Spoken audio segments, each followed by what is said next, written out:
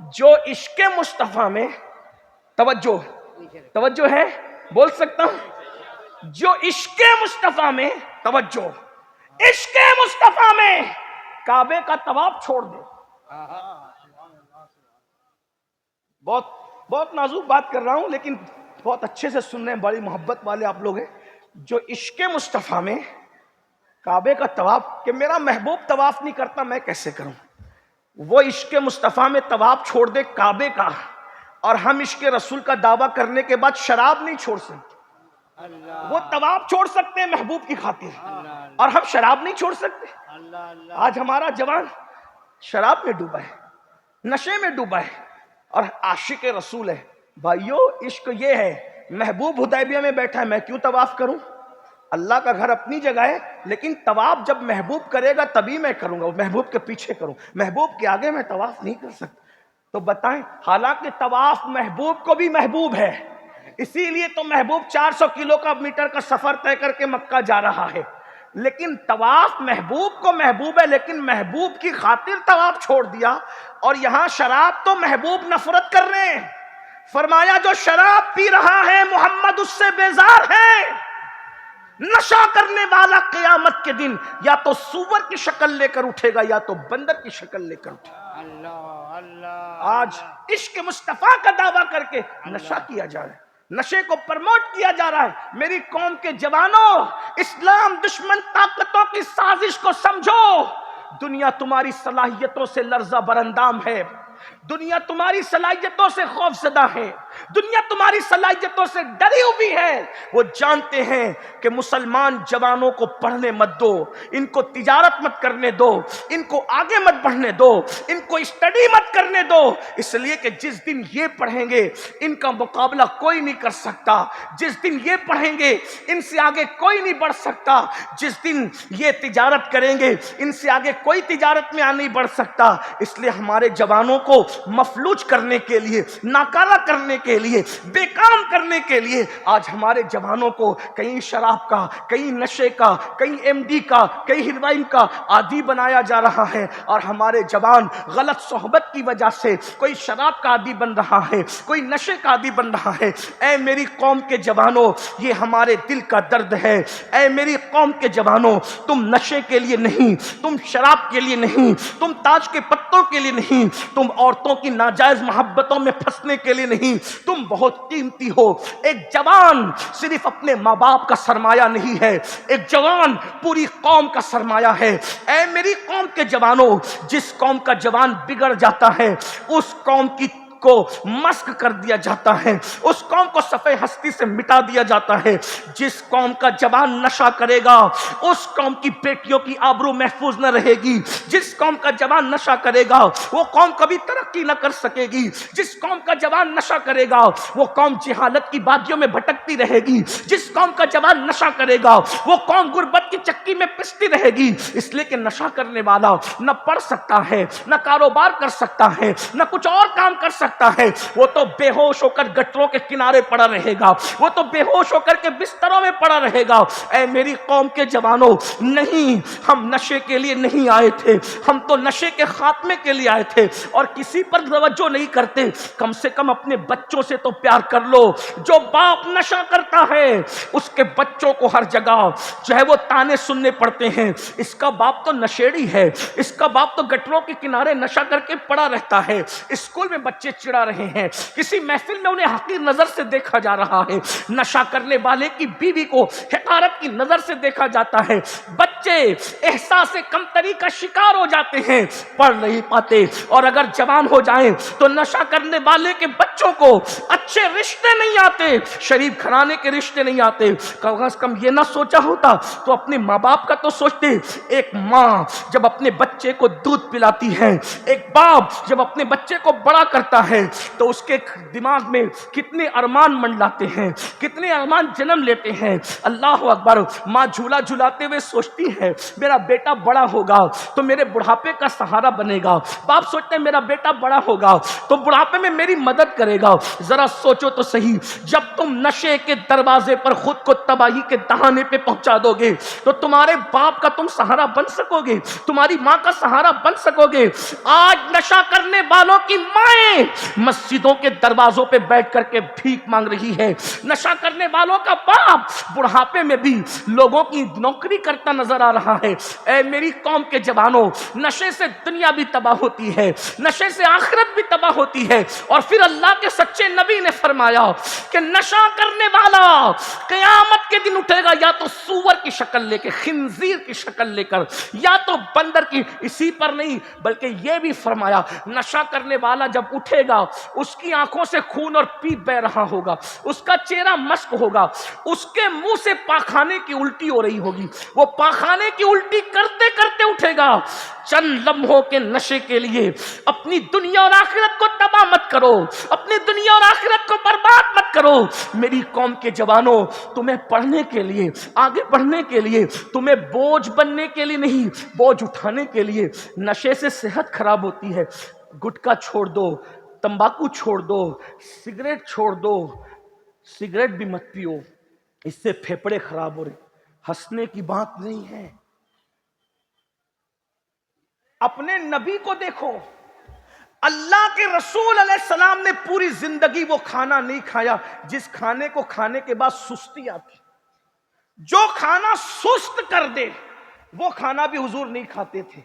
تو جو چیزیں کینسر پیدا کرے کیوں کر دے؟ زندگی بہت قیمتی ہے، زندگی بہت قیمتی ہے۔ جوانی کے نشے میں سگریٹ پینے والوں، اپنے ہاتھوں سے اپنی دولت کو آگ لگا کر کے دھوئیں میں اڑا رہے ہو۔ مرنا نہیں ہے، اللہ کی عدالت میں پہنچنا نہیں ہے۔ قرآن کہتا ہے اَيَحْسَبُ الْإِنسَانُ أَن يُتْرَكَ سُدًى، کیا انسان یہ تصور کرتا ہے اللہ اس سے حساب نہیں لے گا؟ فَمَن يَعْمَلْ مِثْقَالَ ذَرَّةٍ خَيْرًا يَرَهُ وَمَن يَعْمَلْ مِثْقَالَ ذَرَّةٍ شَرًّا يَرَهُ۔ ایک ذرے کے برابر نیکی کی ہوگی اللہ تم سے وہ بھی پوچھے گا، ذرے کے برابر برائی کی ہوگی اللہ تم سے وہ بھی پوچھے گا۔ سگریٹ پینے والوں، کیا تمہیں احساس نہیں ہے کہ رسول اللہ کی امت کی غریب عورتیں آج لوجوں میں بک رہی ہے اور تم سگریٹ پی رہے ہو؟ سگنلوں پر مسلمانوں کی بیٹیاں برقع پہن کر کے بھیک مانگ رہی ہے اور تم اپنی دولت کو سگریٹ اور حقے میں اڑا رہے ہو۔ بتاؤ، یہ تمباکو، یہ سگریٹ، یہ گٹکا تمہیں کینسر تک لے جائے گا، چھوٹی عمر میں مر جاؤ گے، تمہارے بچے یتیم ہو جائیں گے۔ بد دعا کے طور پہ نہیں کہہ رہا ہوں، پیشین گوئی جو ہے وہ کہہ رہا ہوں۔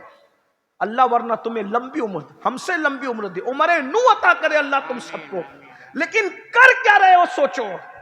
اللہ نے یہ زندگی پہلی اور آخری مرتبہ دی، اس سے پہلے یہ زندگی کبھی نہیں ملی، اس کے بعد یہ زندگی کبھی نہیں ملے گی۔ سگریٹ کینسر تک پہنچا، پھیپڑے کھا جاتی سگریٹ، نوجوان عورتیں بیوہ ہو گئی سگریٹ کی وجہ سے، حقے کی وجہ سے، یہ تمباکو اور گٹکے کی وجہ سے۔ چھوڑ دیجئے، ہمارے مذہب میں اس کی اجازت نہیں۔ اللہ کے رسول نے کبھی میدے کی روٹی نہیں کھائی، کیوں؟ اس لیے کہ میدہ آدمی کو سست کر، حالانکہ نہ ناجائز ہے نہ حرام ہے۔ حضور علیہ السلام نے کبھی کچی پیاز اور کچا لہسن نہیں کھایا کیونکہ اس سے منہ میں بدبو آتی ہے۔ ہمارا ایمان ہے رسول اللہ اگر کھا بھی لیتے تو حضور کے منہ میں کبھی پیاز کا اثر ظاہر نہ ہوتا۔ ارے جس کے لعاب سے کھاری کنویں میٹھے ہو جائیں، جس کے لعاب سے جو ہے وہ کھاری کنووں کے اندر میٹھاس پیدا ہو جائے، اس کے منہ میں پیاز آئے تو پیاز بھی لذیذ ہو جائے۔ لیکن یہ تعلیم امت کے لیے تھا۔ جو نبی پیاز کی بدبو تمہارے منہ میں نہ دیکھ سکے، وہ نبی تمباکو کی بدبو کیسے گوارا کر سکتے ہیں؟ وہ نبی سگریٹ کی بدبو کیسے گوارا کر سکتے ہیں؟ وہ نبی جو ہے، دیکھو جائز اور ناجائز کی بحث ابھی الگ ہے، میں صرف آپ کو اصلاح معاشرہ کے نظریے کے تحت کہہ رہا ہوں۔ کینسر ہو رہے ہیں، گلے لٹک رہے ہیں، پھیپڑے خراب ہو رہے ہیں، کیا کیا ہو رہا ہے ذرا غور کیجئے۔ اللہ کے بندو، یہ جان اللہ کی امانت ہے، یہ جان اللہ کی عظیم نعمت ہے، اس لیے اس جان کی قدر کرو، حفاظت کرو۔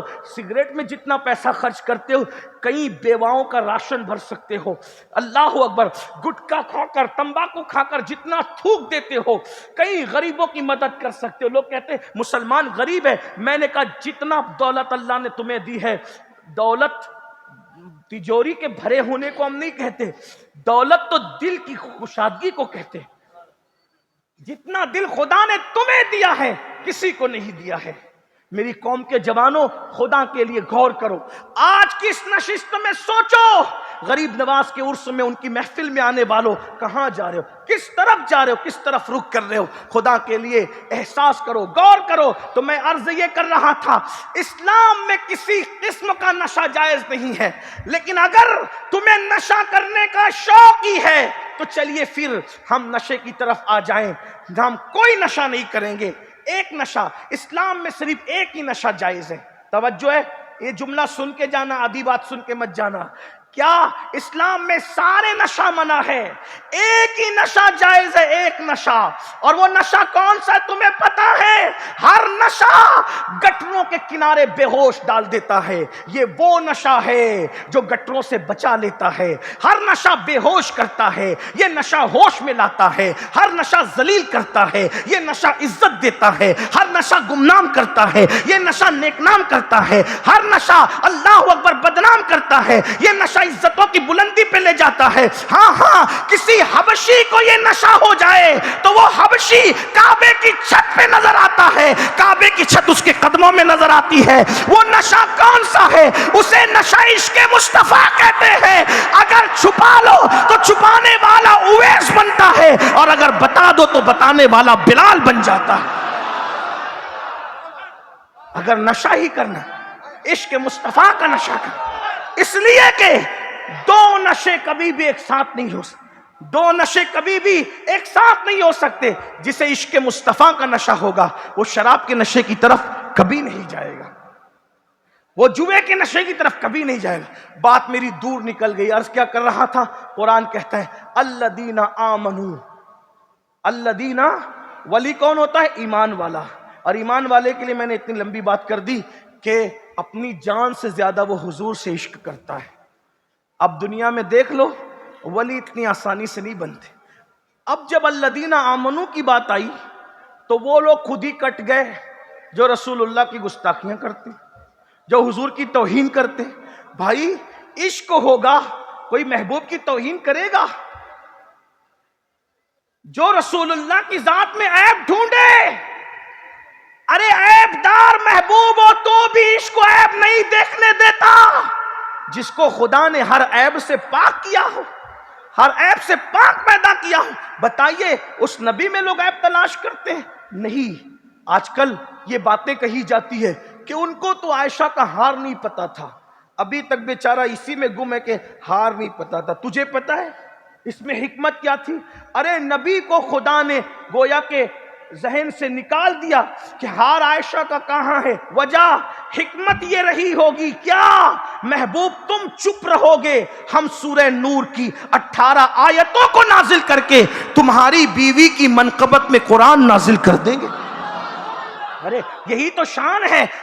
حضرت مریم پہ الزام لگتا ہے تو ننھا سا بچہ ان کی طہارت کی گواہی دیتا ہے. حضرت یوسف پہ الزام لگتا ہے تو ننھا سا بچہ پاکیزگی کی گواہی دیتا ہے. لیکن جب محبوب کے حرم پہ الزام لگتا ہے تو بچوں کو نہیں لایا جاتا بلکہ قدرت خود ان کی طہارت کی گواہی دیتی ہوئی نظر آتی. یہ مصطفیٰ جان رحمت کی شان.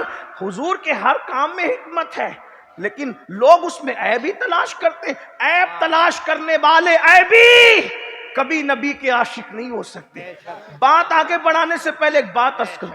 کچھ لوگ کہتے ہیں نہیں حضرت, توجہ, آپ آپس میں سے بات نہ کریں.